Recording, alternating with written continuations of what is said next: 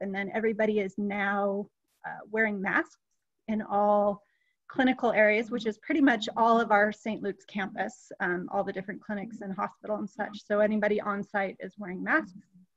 We are also have streamlined, you know, we so unfortunate for Blaine County, but we were able to learn so much from them. Our providers, our administration have been in touch with them so much, and we've been able to learn a lot. So we put into place the outdoor clinics, as well as those temperature checks. So anyone coming for any of those visits that need to still take place, they are getting screened with questions and temperatures. They'll drive through, and we've divided all the clinics in the hospital into kind of those areas of potential patients or visitors that could be, you know, are maybe experiencing symptoms, and those that are not. So we've tried to keep everybody into these two separate categories. Again, just another layer of safety. And then those that are experiencing symptoms, we've got this phenomenal outdoor clinic where the physicians are out there checking out patients and doing everything right in their car, so they don't even have to get out. So that's been a pretty amazing thing. Here, I've got a little list. I got to cheat. Laura Crawford, who does our PR and our marketing, gave me a whole list of stuff, so I was hoping not to forget. The masks, you know, we got to hear last week, for those that were on the call, that amazing community outreach program. Got an email yesterday from Matt Gans saying that I think they're over 3,000, maybe 3,500 masks that have already been created and are out being distributed and circulated. Our staff and the first responders aren't really allowed to wear those, but we are encouraging those patients who are non-symptomatic that they can wear those on site. And so we can save our other PPE for our staff and for those patients that are symptomatic. And then I didn't know, you know, if people have seen Dr. Irvin, our chief of staff, put out a great letter last week. It went out on Facebook and has been circulating, and just kind of to that regards of, you know, we don't want to keep everybody stuck at home and feeling these restrictions any longer than we have to. But one of the big fears is just if we lift them too soon, that there's going to be this underlying resurgence that could happen. And so we take it slow and take it day by day and just give each other the support that we need. But one of the worst things we could do would be to lift those restrictions too fast and then get caught off guard. So so being super patient. Another thing that our staff has been doing, you know, with the cancellations of the surgeries and the clinic visits, they've also, like, we've got the physical therapists are helping the EVS staff clean the hospital. So all the surfaces are getting cleaned as often as possible. We've got other physical therapists out in that screening tent. So it's been a pretty amazing thing to watch in action. So kudos to the team over there. And kudos to the community, really, everybody who's doing their part. They're staying home, they're wearing their masks. And if the community wasn't following those requests and those recommendations, then you know, we couldn't be where we are. So thankfully we're in a good place right now. Okay, so that's hospitals. Does anybody have questions for me? Mm-hmm. And Jill's been there more than I have. I have been resting and working from home not resting, but I keep looking over. My dog's giving me the stink eye that I'm talking to you and not to her. But so, I think I've been working from home now for almost 6 weeks, because she'd had knee surgery. So I'd been working from home, and then all of a sudden the stay-at-home order. So it's like, I think today's the second time I've had makeup on in, you know, a good 6 weeks. Not wearing my stretchy pants. So, you know. Okay, so without any questions for the hospital standpoint, let's talk about some wellness things that we can do to stay healthy. And really that is mind, body, it's spirit. It's all those things, because we know that they're interconnected. So my previous life, before I was the community health manager, I was part of the integrative medicine team for 15 years. So my world revolved around health coaching and massage and all things wellness. And so this is really kind of a passion for me. It's been interesting kind of reframing all of that stuff into a COVID related, but what keeps us well in everyday life is really what's going to keep us well through COVID. And so in integrative medicine, we talk a lot about 5 pillars of wellness. And so nutrition, exercise, sleep, community, that sense of connectedness, and that community, a sense of purpose, and then that mind-body connection, that mental piece of it. So we have been doing for our staff daily calls, and we've been covering these topics, having a presenter every day, and some great updates and kudos and things like that. But so these topics we've been covering a lot.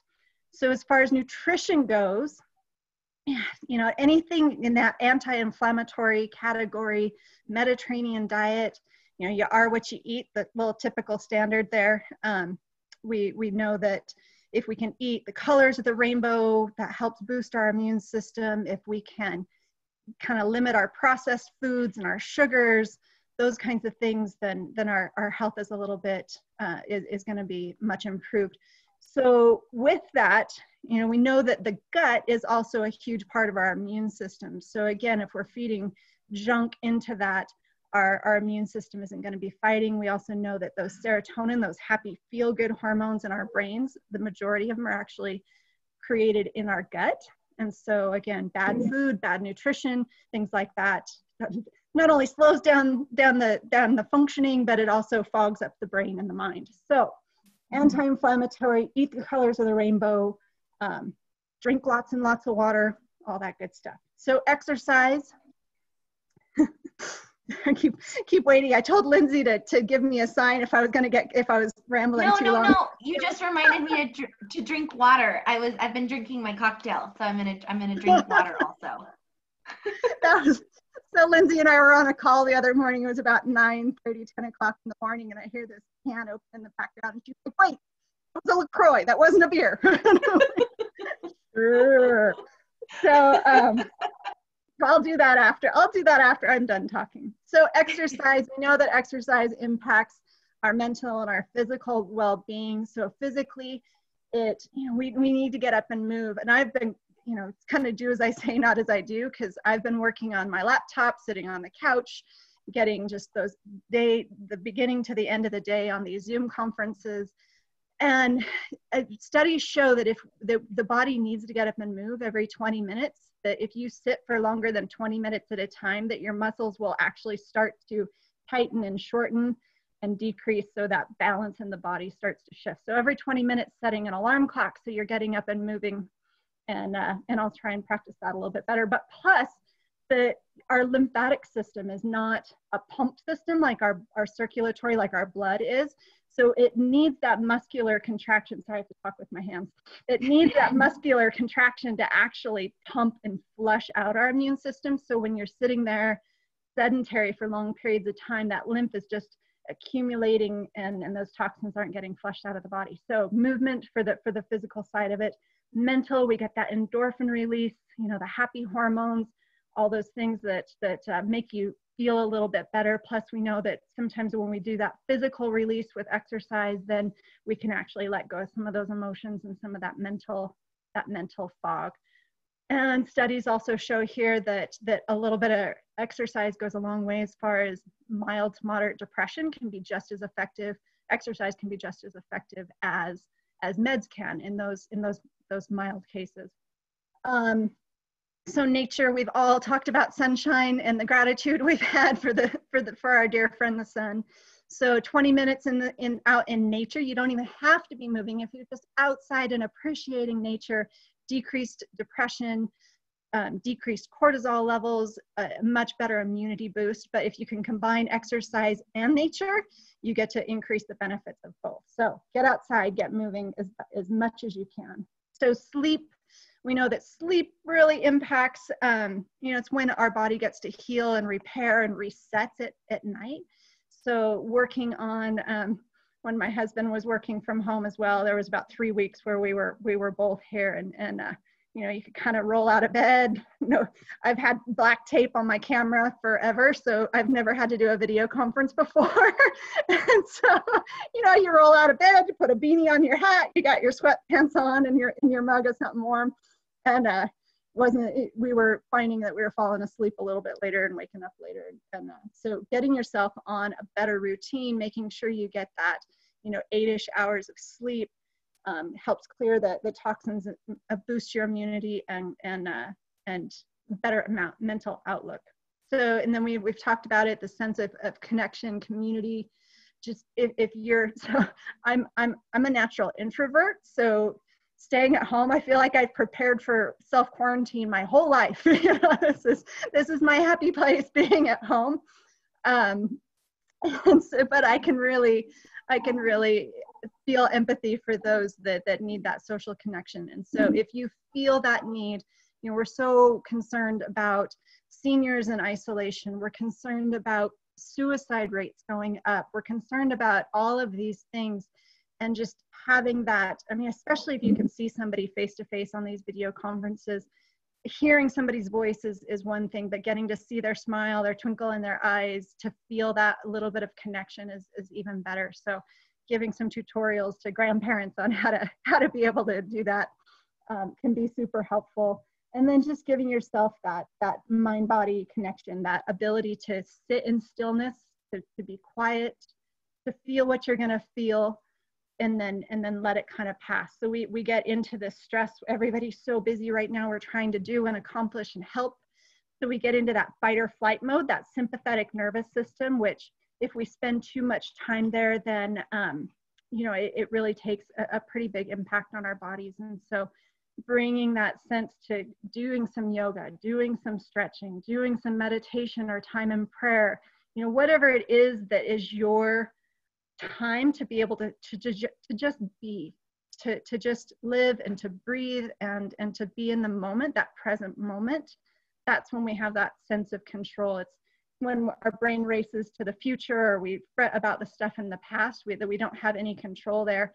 And so if we can really just spend more time in this moment, in gratitude and wellness, then we're going to have that better overall well-being. So there's a question that just came in through the chat, and it wanted to know tips and tricks for being able to unwind and go to sleep.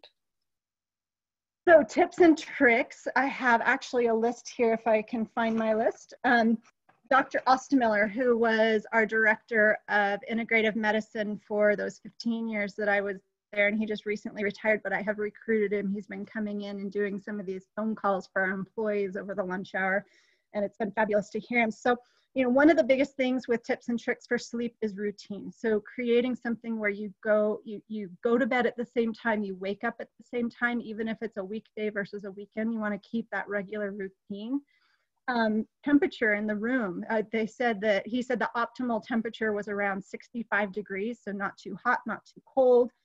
Kind of timing your eating. You don't want too much food in your belly, so not eating anything around 2 hours before going to sleep.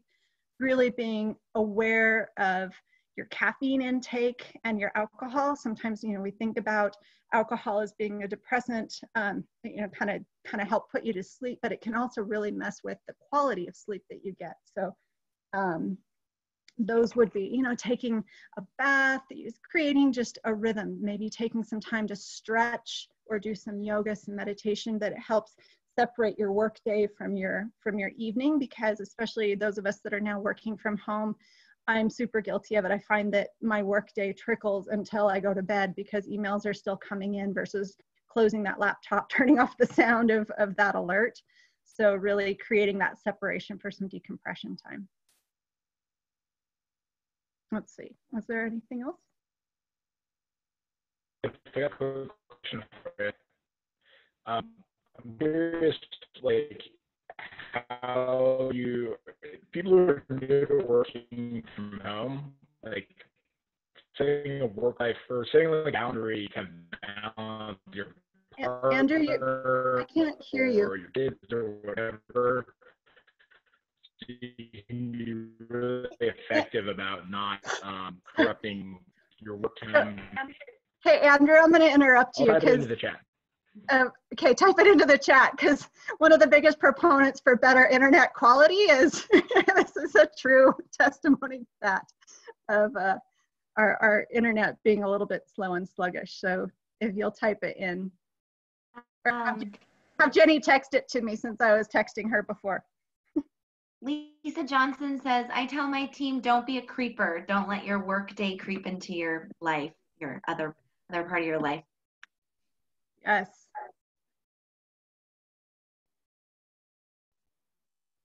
Well, and we can come back. Just to go back to actually the Ponderosa Center has they're doing an interview with Dr. Ostemiller, and I think, Rachel, maybe you can correct me. I think it's next Tuesday at noon for when that's going to be going live. So that is on our events calendar on our website, or go to the Ponderosa Center's It's noon to Facebook. 2. Yeah. Pardon? So it's Noon to 2? Noon to 2 on Tuesday. Yeah. So it's probably what he did a short version of it the other day for our employees, and it really was just a fantastic conversation. So if you have the ability to tune into it, it's really worth it.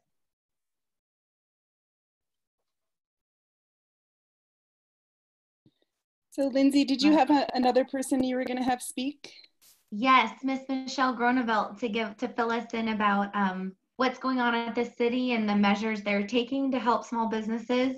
So we'll wait for Andrew's question to come back through, and we can address that. But Michelle, does anyone else have any questions for Miss Tiff? We did record that, much to your dismay, probably. So no, because all that is so great. I would like to put that into a little graphic as well that we can help push out to people. Okay, Andrew writes, pointers regarding setting boundaries in your household, creating spaces for work versus family, while we're all working from home. Yes, for all these little, and it's not always possible in order to create those separate spaces, but if you can designate an area, there's a desk, or if in creating that routine with your family, knowing when it's business hours and when it's family time, but trying to, as best you can, designate an area and using that as workspace, and then the rest of the house gets to be household. I'll think about a few more because I feel like I had more of those written down, but I'll type them in the box as Michelle talks. Thank you, Tiff. Those are awesome tricks, and I feel like I don't feel overwhelmed by anything that you said. So that's a positive. I feel like those are all very doable, tangible things. Thank you so much for taking the time. Thank you, my pleasure. Start with one at a time. If you feel overwhelmed, just do one thing at a time. Thanks, Tiff. Michelle, and you guys, we are running a little bit behind. So if and when we'll have Michelle speak, and then Andrew's going to give us a little update as well about what was just announced by the SBA today. And then we will be featuring Chef Topple's video. So during that time, you can do what you need to do, use the bathroom, grab another drink of choice, and then we'll conclude. But Miss Michelle, if you can, Gronevelt. Yeah, thanks. Thanks, Tiff. It's good to see you. I miss your yoga class. Can everyone hear me okay? Yes. I also have issues with boundaries because my husband's the public works director and he's in the room next door on a conference call as well. So, but I wanted just to update you on some of the things that the city of McCall is doing to help businesses. First off, one of the things that our police department is doing is keeping an eye on business locations. So they're really making an effort to check on closed businesses and make sure that properties are safe and protected during this time. Also, we've waived any restrictions on temporary signage. So there's a lot of businesses right now that are offering online shopping, delivery, or curbside location pickups. So we really want businesses to be able to announce that they're open for businesses and what kind of services they're providing at this point. And then lastly, we are working with businesses and residents that are in need to postpone or defer payments of their water bills. And the city will not disconnect customers for non-payment during these challenging economic times. So if you, either you or you know somebody who is in that situation, just have them contact the City of McCall treasurer, and you can work something out. We've also put a number of links on our website. It's basically information about different financial help that's out there for businesses. And we're currently working with a number of the local, regional, and state agencies on guidance for businesses once businesses are, the businesses that are currently not open are able to open. We're hoping to provide some guidance to those businesses on helping with protocol and pulling together kind of all this information that's currently located all over the place. So that's what I have. I'll keep it short because I know we're running a little behind. Are there any questions? You did get a shout out, yay for signage. So nice. Well, you'll probably notice there's a lot of like Coca-Cola banners. I think those are actually free. You could contact Rocky Mountain Signs. You can use banners or A-frame signs. I mean, the reason, just so people understand, the reason we don't typically allow a lot of temporary banners is it can kind of cheapen your town, the way it looks. But right now we're not really asking people to come here. So I think it's a great way for us to let people know what's available, because there's a lot of questions about what services are provided and which businesses are open. Thank you, Michelle. Yeah, somebody did ask, what's in the picture behind you? Oh, so it's Icelandic sheep.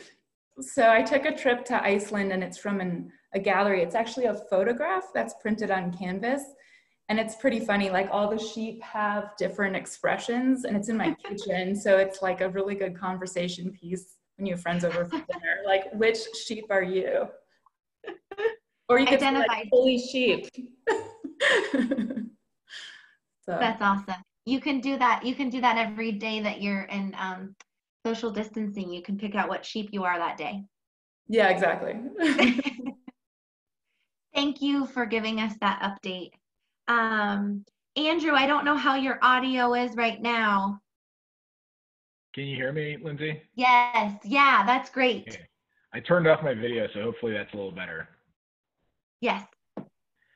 A quick update on, I know a lot of people have been interested in what's going on with the Small Business Administration Paycheck Protection Program loans, as well as the Economic Injury Disaster loans. We got notification a little after lunchtime today that both programs are technically out of money at this point. All of the funds that were allocated for those programs have been utilized or designated to various businesses. I think in the Idaho portfolio, I don't know if anyone has this specific info, but last I checked, there was over $1.3 billion just from the Paycheck Protection Program that was allocated to Idaho businesses. So that's not good news on its nose, but in the same information that we received from the SBA, we were also told that they're lobbying hard to have Congress reallocate additional dollars for both of those programs. Candidly, SBA has been working around the clock to try and deploy these programs with very little guidance. And so they've done, I would say, a pretty good job in actually getting the programs out to the businesses that need them. There's a lot of nuance to who qualifies, how they qualify, and all that. We've got some assets on our website, wcmedc.org. City's webpage is also very valuable, as is the Chamber's on COVID-19. So if anyone has questions about how to access any of the federal relief programs, I am happy to be a resource for you guys. I will go ahead and put in my personal email address, so feel free to reach out at any time, and I'm happy to field questions or point you towards the right resources. Any questions?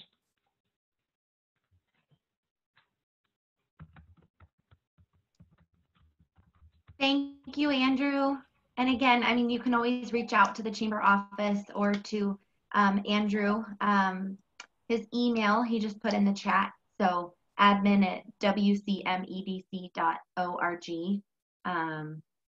So obviously we'll all do our best to direct your questions. We did take an informal poll in our newsletter that went out 2 days ago, and it looked like about half of participants had submitted already, and a quarter were planning on not, and a quarter had had issues. So I was encouraged by the 50%. If you are having issues, don't dismay. I do have faith, and I would assume Andrew probably does too, that Congress will release more funds. Obviously, we know that people are utilizing them, so I don't see why they wouldn't.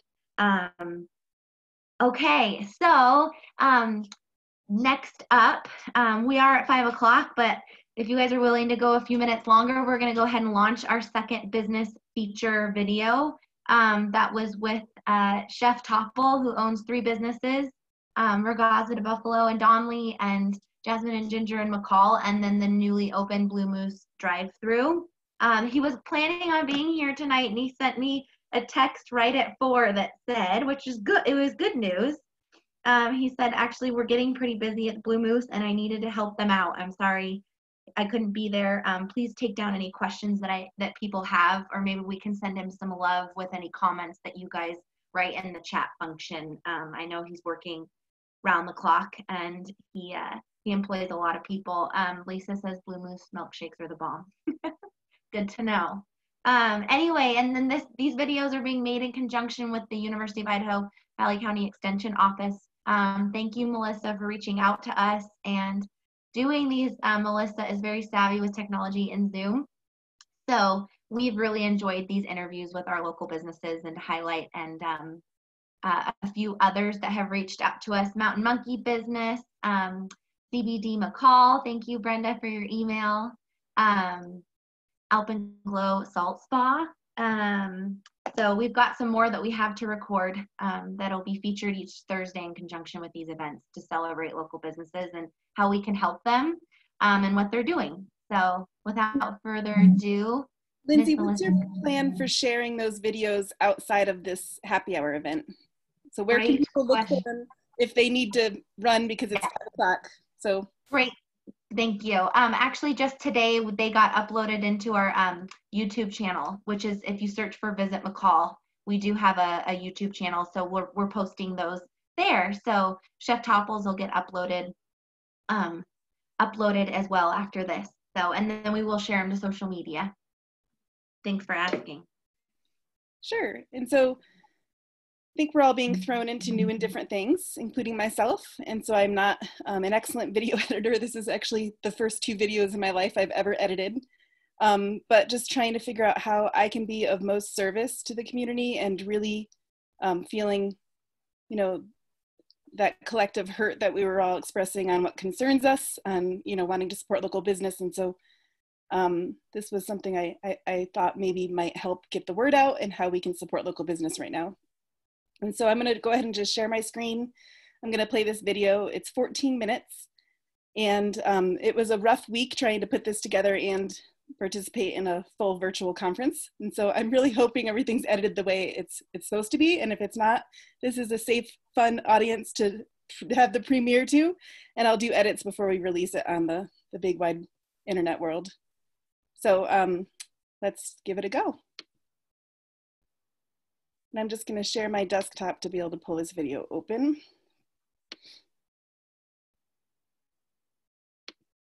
Melissa, to reiterate, this is a safe space. So yeah, you're exactly. good.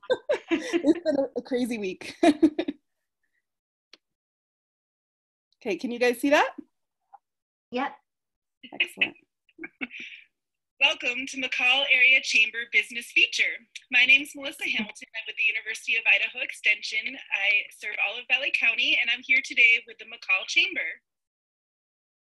Hello, everyone. I'm Lindsay Harris. I'm the director for the McCall Area Chamber of Commerce and Visitors Bureau.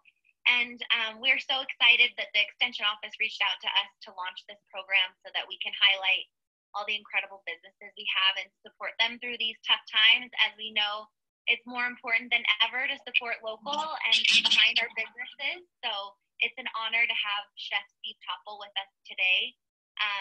Chef, why don't you tell us a little bit about your businesses and what brought you to McCall? Thank you. Yeah, I really appreciate being on there helping out here. But yeah, my name's Steve Topple. I'm the executive chef here. I'm from Portsmouth, England, originally.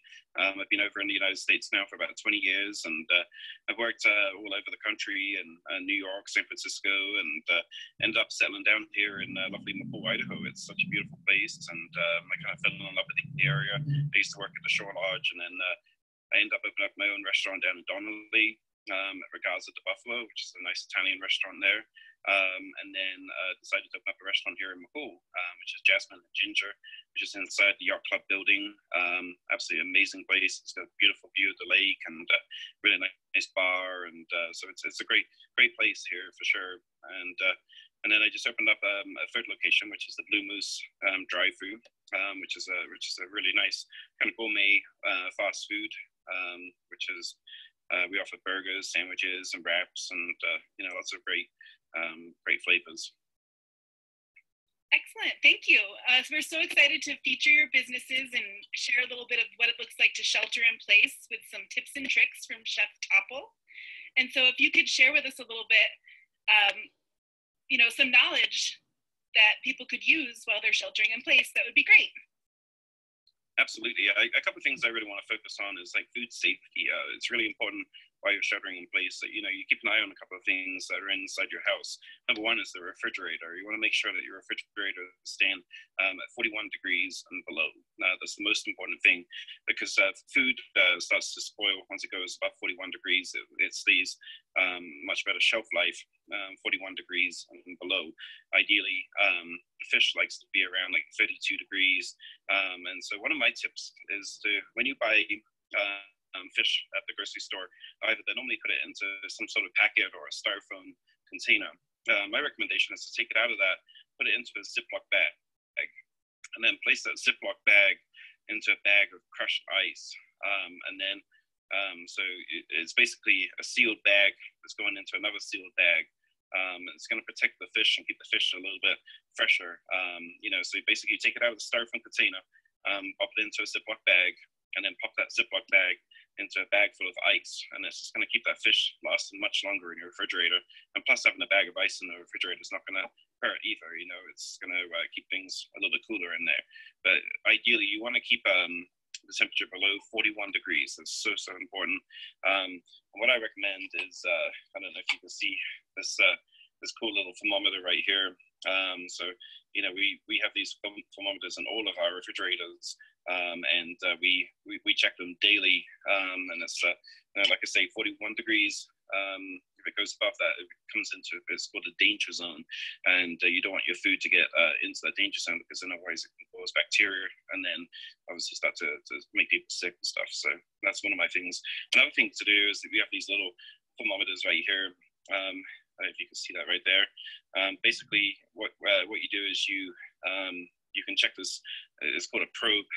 So you can stick that into items into your in your refrigerator to see if the temperature is again below 41 degrees. So that's really important. Just some good tips to have, and keep an eye on your refrigerator while you're sheltering at home for sure. Are there any tips or tricks on how they should organize their produce or their meat, or different areas of the fridge that they should be tuned into? Yes, absolutely, for sure. So raw items need to be on the very bottom of refrigerators. So you want to keep your your poultry items on the very bottom. The reason why is because you don't want to have like raw chicken blood or anything like that. It's going to drip down onto sliced roast beef or any of that sort of stuff. So you want to prevent cross contamination. So my recommendation is to store your raw meat on the very bottom, poultry first. Then you can do like raw beef, fish, and then you want to move up to produce. Normally, most household refrigerators have those little boxes that you pull out, the kind of plastic boxes that store produce better, much crisper and stuff like that. They're called crispers. There we go, crisper. And so you can store your meat and stuff into the left-hand side one, and then keep your produce on the right. So they're in a separate container. So you just want to try to prevent cross-contamination. That's my biggest thing. And then dairy, needs to be at the top. yogurts and stuff like that all separated. So keep all your raw meat, fish in a separate container, and then poultry down the bottom, and so on, and build your refrigerator up from there. I've been doing some things wrong. I know, I'm like thinking right now, like, oh, I could totally reorganize my fridge and move that shelf down a little bit. Yeah. Thank you for that. That gives you a really nice project to do while you're sheltering home. Yes, that is a great project for people. Yeah. Thank you, Chef. No problem. Yeah, excellent. So thanks for those tips and tricks, and I'd love to learn more about some of your business in general. It sounds like you've been all around the world, really, and you've had a lot of choices about where you could have a business, and you chose Donnelly, Idaho. You chose McCall, Idaho, and so tell me a little bit about why. Like, why did you choose this area? Well, number one, the area is just so spectacular. You know, it's so beautiful. You know, it's hard not to. Every day I fall in love with it. You know, it's like I live in McCall myself, so every day, you know, I drive into. I live down Warren-Brecon Road, so I drive by, I look at the lake, and it's just so stunning. You know, every day it's just like you really fall in love with it. You know, it's so special. And so when I came here the first time, I was just like blown away. I mean, it basically is just like, you know, it's just such a paradise in its own way. You know, it's really special. And so I decided that's where I wanted to settle down. It's just like, you know, it's such a, you know, you could be in a big city as a chef and make your name, you know, in New York City or San Francisco, but, you know, I decided I want to settle down here in McCall, Idaho. It's a beautiful place. I consider this my home for sure, you know. Very proud to live here. Chef, what was the defining moment for you when you decided to embark out on your own? Yeah, there's always a chef's dream. You know, it's one of those things is you always want to do your own thing. You know, working for somebody else or working for the big man, as they call it. You know, and stuff like that. There's always, you know, it's a challenge. You know, so you want to do your own projects and you work for yourself, and everything that you do is, you know, is a challenge. You need to challenge yourself and be better at what you do. So you've brought a lot of different choices for food to our area, and so we can get Italian, we can get Thai, we can have gourmet elk burgers from a drive-through. How did you develop your plan for what types of food you wanted to offer the area? Well, you know, so I worked at the Shore Lodge for about just over 3 years, basically, you know, and I listen to what people say. You know, it's just like I noticed that those restaurants, some of the things that I love is like, you know, is Italian food. It's one of my passions. You know, I just love Italian food. And you know, I just know that was missing.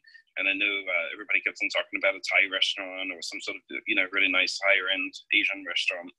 And so, you know, opening up Ragazza Buffalo was just that was a kind of a no-brainer. It was such a beautiful location. I wish that it was, you know, kind of in the McCall area, because it's you know, the Donnellys, they're definitely a smaller smaller area for sure, but McCall has definitely a bigger audience, you know, people that live in the McCall area. But you know, there's no disrespect to Donnelly, because you know, Donnelly has Tamarack and you know, all that great stuff that's going on around there as well, which is super fantastic. Jeff, something that stands out to me is the morale that you have at all of your restaurants with your employees and the camaraderie that's there. Can you talk about what you like to cultivate for a positive work environment and how you do that? Absolutely, for sure. So one of the things I believe in, like, you know, is be treated the way you want to be treated. You know, it's you know, I'm a great believer in, you know, looking after staff, and you know, we offer health insurance, we offer dental, and you know, stuff like that, because that's something that I feel that you need to offer to your staff, and you know, that builds definitely a good morale. You know, I feel you know, I try to hire some of the most amazing people. You know, they all have their own talents, and bringing their talents out is what's really important. You know, is showing their skills and you know, their knowledge and stuff like that as well. Is letting them have a piece of the action as well. You know, as such. Excellent. So I'm getting ready to wrap up here a little bit. Unless, Lindsay, do you have any dire questions you want to ask? No, I think just the how we can support him right now and his businesses. Yeah, so with current events, it's like Lindsay said, important to go out and shop local more than ever now. And there's a lot of great options for takeout or even delivery. And so I'd love to be able to hear, how can people support you and your restaurants in this time? Absolutely. That's a fantastic question. So Jasmine and Ginger is currently open Saturday through Wednesday. We do curbside pickup, so you don't even have to get out of your car, so you can stay nice and safe and sanitary in your own car. Basically, you can order online, or you can actually do delivery. So that's a really cool new option. It's like, not many restaurants in McCall actually do a delivery service. So our waiters, servers that are, they're desperate for hours and desperate for work and stuff like that. So they said to me, hey chef, it's like, I know our computer system will allow people to order online and order delivery. And I was like, well, let's give it a try. So we actually tried it out on Saturday, and we had about 4 orders that were delivery, which was super fantastic. So we go anywhere in the McCall area, and if you have an order for like Lake Fork or for Donnelly, we're happy to meet you in Lake Fork area. So we're stopped at Lake Fork around the Merck area, and you can drive up from Donnelly. So it kind of takes half of the battle out is to do that, which is really cool. So we offer the delivery service, the curbside, and then also Blue Moose is open still, and we're open 6 days a week there. And that's a true drive-through restaurant. So we have some really nice, great gourmet burgers you can order online. You can call in the orders as well for both restaurants. And there's somebody here happy to help to take your order. And, we're happy to cook. And, I'm just trying to bring staff back on board by giving them hours and, having some really fun, fun times while doing it as well. Thank you. I can't wait to get delivery. It's like delivery in McCall. Oh my gosh. Right. Something else that I just wanted to share. I've recently gone into buying a $5 gift certificate for the person that comes behind me. And so think about what businesses you want to support and buy a gift certificate, whether that be for you or just buy it for someone so they can randomly give it away to a stranger. I feel like it's a pretty hard time on a lot of people right now. And so if we can pass along a smile, that $5 could bring a smile to someone's day. And so right now we're paying it forward to nothing but the locals. So there's a lot of V plates around. And so I just wanted to give people a little nudge to just, find that's another way you can support local business. And it's pretty fun. And I like to think of that, of people smiling when they get that gift. So absolutely, just challenge out there. No, absolutely. I was going to mention that that actually happened at Blue Moose the other day, and actually it cascaded over numerous times and stuff like that. And so there's this community is just so incredible. I mean, that's it brings the tears to my eye because it's just so amazing. People do that sort of stuff. Yeah. So you might have $5 to give, you might have 20, you might have more, who knows? But just it's the concept of making someone else smile. And so thank you for all that you do. I love going out and supporting our businesses. And so thanks for being there. Absolutely. Thank you. Thank you, Chef. Thank you, Melissa. We appreciate you. Yes. Bye-bye.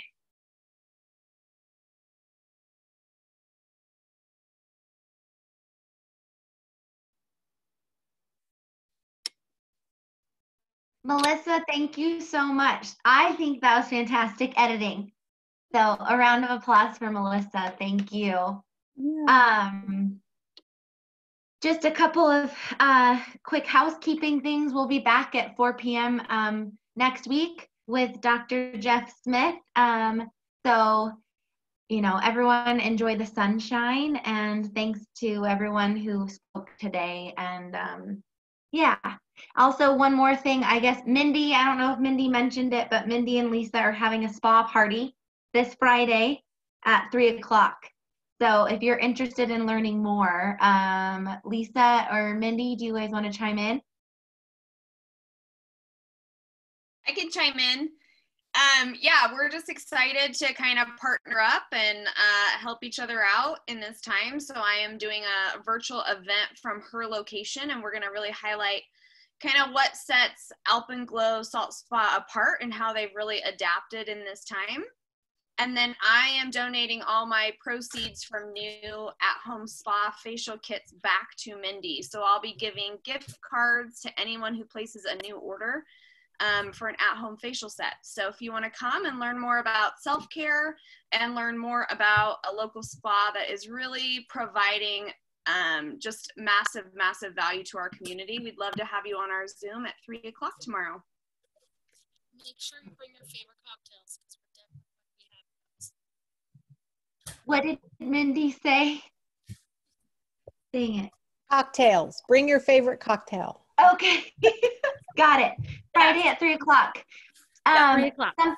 Okay, thank you. One more thing. I know we packed a lot.